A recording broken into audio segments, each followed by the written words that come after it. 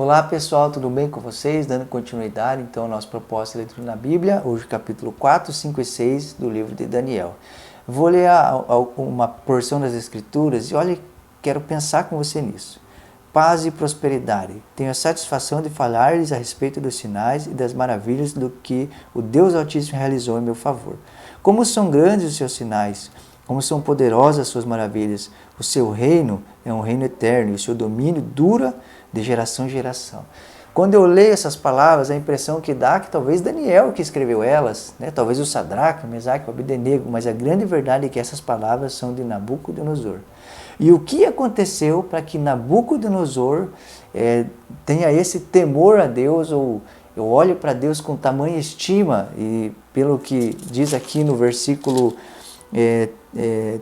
35, ele novamente engrandecendo a Deus, é como se um cristão estivesse falando, alguém que teve um encontro com Deus estivesse falando, alguém que serve a Deus estivesse falando. O que aconteceu na vida desse homem para que ele, de certa forma, temesse a Deus de tal maneira? E o enredo disso tem a ver, então, com um sonho que ele teve, a interpretação desse sonho e o que aconteceu. Então, ele tem um sonho, nesse sonho, ele vê uma árvore frondosa que, de certa forma, cai, e a interpretação desse sonho que está aqui no versículo 19, ele chama Daniel, novamente Daniel, e Daniel interpreta esse sonho, e nesse sonho, algumas coisas, se é que eu posso dizer, ruins acontecem, mas que geram então nesse homem um temor maravilhoso por Deus. O versículo 28 talvez resuma tudo isso, diz assim: tudo isso aconteceu com o rei Nabucodonosor.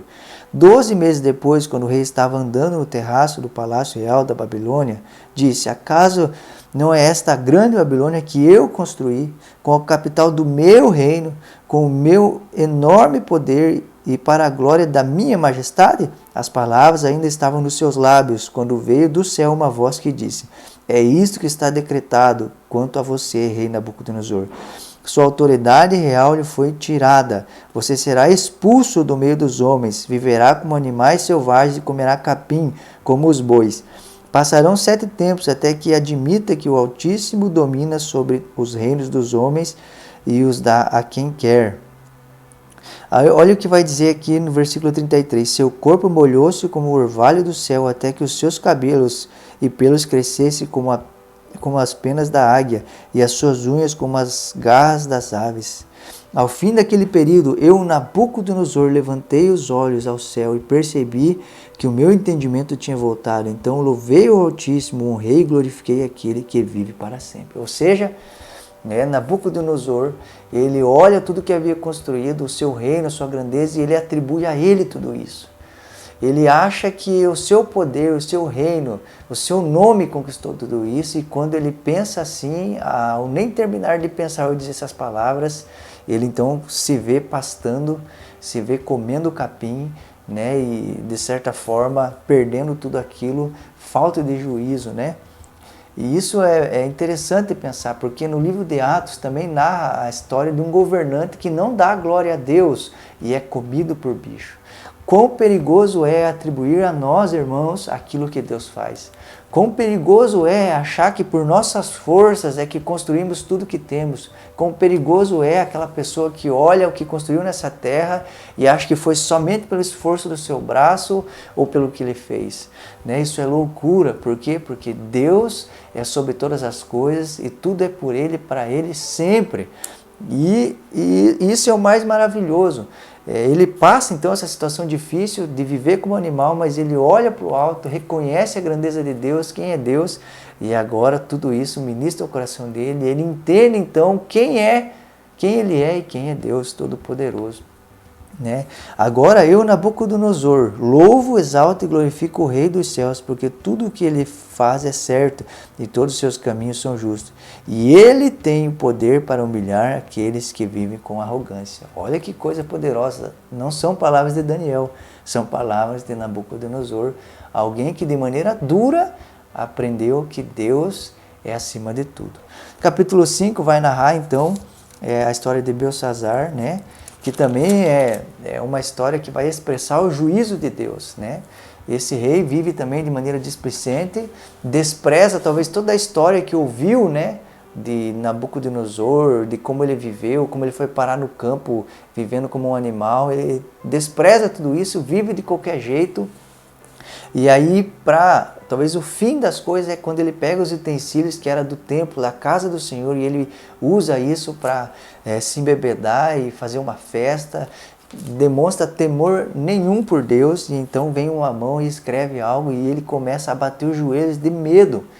E ele, como aconteceu com Nabucodonosor, chama todos os magos, as pessoas que ele acha que poderia resolver esse problema, interpretar o que estava escrito ali, e ninguém aparece, e aí vem algo interessante aqui, versículo 10. Tendo a rainha ouvido os gritos do rei e dos seus nobres, entrou na sala do banquete e disse: Ó rei, vive para sempre. Não fiques assustados, nem tão pálido. Existe um homem em teu reino que possui o espírito dos santos deuses. Na época do teu predecessor, verificou-se que ele era um iluminado, tinha inteligência e sabedoria como a dos deuses.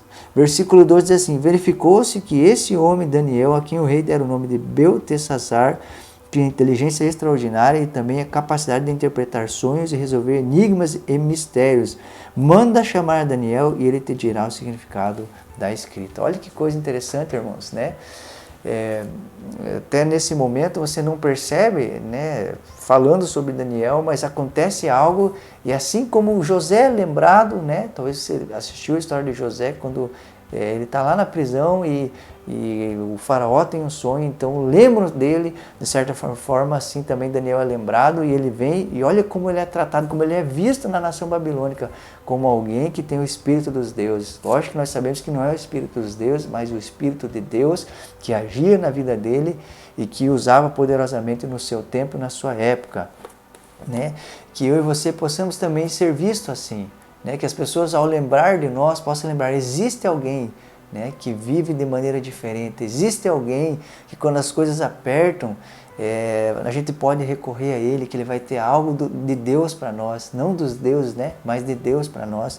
E aqui então Daniel dá a interpretação então do que está escrito, e era juízo sobre esse rei que está ali embaixo. Este é o significado dessas palavras: Mene, Deus contou os dias do teu reinado e determinou o seu fim. Tekel, foste pesado na balança e achado em falta. Pérez, teu reino foi dividido e entregue aos medos persas. Então, por ordem de Beltesazar, vestiram Daniel com um manto vermelho e puseram uma corrente de ouro no pescoço e proclamaram o terceiro em importância no governo do reino. Ou seja, esse rei aqui, após Daniel dar a interpretação, ele quer honrar Daniel, porque ele disse que quem interpretasse receberia essas coisas. E na hora que ele fala isso, Daniel fala: eu não quero essas coisas, Porque Daniel era alguém que não queria usar o seu dom para promover a si mesmo, mas para glorificar o nome de Deus e que Deus fosse honrado através da vida dele. E aqui então no capítulo 6, uma história fantástica. Quero pedir para você gastar muito tempo nisso, Que conta então agora o rei Dário. Ele começa a reinar e ele então levanta 120 pessoas que geriam o seu governo, o seu reino, e ele coloca 3 pessoas para supervisionar esses 120. E Daniel era uma dessas pessoas, Daniel era alguém que ele delegou então que cuidasse desses 120. E, de certa forma aqui, esses homens que viviam ali com Daniel têm inveja dele, ou percebem como o Dário gostava dele e que queria colocar ele para governar, sobre tudo. Então tentam armar uma cilada contra ele, e isso que mais me chamou a atenção: eles tentam achar algo em Daniel, para que denegrissem, derrubassem ou fizessem com que o Dário olhasse para ele e, não, ele não é uma boa pessoa, ele faz certas coisas, mas eles não acharam nada.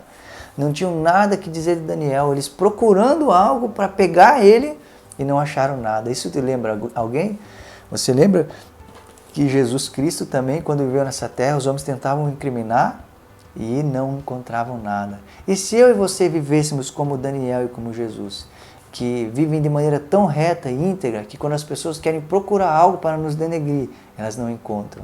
Querem procurar algo para, talvez, fazer uma má fama de nós e não encontram. Que a gente possa ser pessoas assim, de índole, de caráter, e que vivem para Deus, e por temer a Deus, não tem o que pegar. É como uma pessoa irrepreensível, né? Como uma panela quente e sem cabo, não tem aonde pegar.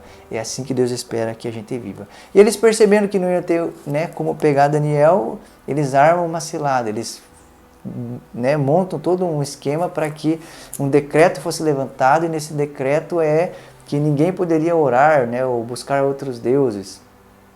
E eles sabiam, né, que Daniel tinha um costume, um hábito. E qual era esse hábito? 3 vezes ao dia Daniel orava e buscava a Deus. Primeira coisa que quero destacar é quais são os seus costumes.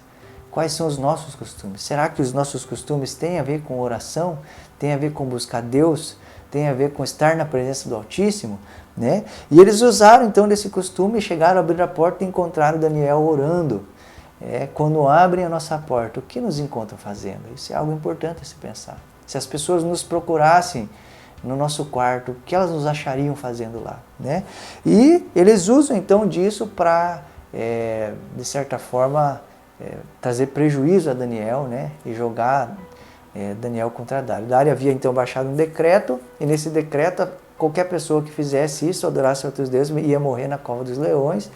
Daniel então é levado para lá e Dário fica triste com isso, porque quando o rei dizia algo, não podia voltar atrás. Então a lei foi dada, a ordem foi dada e tinha que ser cumprida. Então ele triste passou a noite sem comer porque amava Daniel e não queria aquilo para Daniel, embora não pudesse voltar atrás daquilo que havia dito. Daniel então entra na cova dos leões e passa a noite toda com os leões. No outro dia o rei vai até lá e chama Daniel, e Daniel sai ileso. Nada aconteceu a ele, né? Por quê? Porque Deus viu nele inocência, porque Deus viu que ele não havia feito nada de errado, né? E pelo contrário, as pessoas que morrem então depois, Dário manda esses homens que haviam tramado contra Daniel entrar lá, e eles nem desceram ao fundo da cova e os leões já haviam destroçado eles. E isso é interessante, meus irmãos, né? Porque a proteção de Deus, Deus guardando Daniel de maneira tão extraordinária, e isso fez com que novamente esse rei Dário glorificasse a Deus, exaltasse a Deus, e Deus fosse visto com bons olhos, mesmo a nação que não o servia. Que a nossa vida possa expressar isso, mesmo vivendo em um lugar onde Deus não é glorificado, que Deus seja visto e notado entre nós através da nossa vida. Que Deus te abençoe e continue falando muito com você. Até a próxima.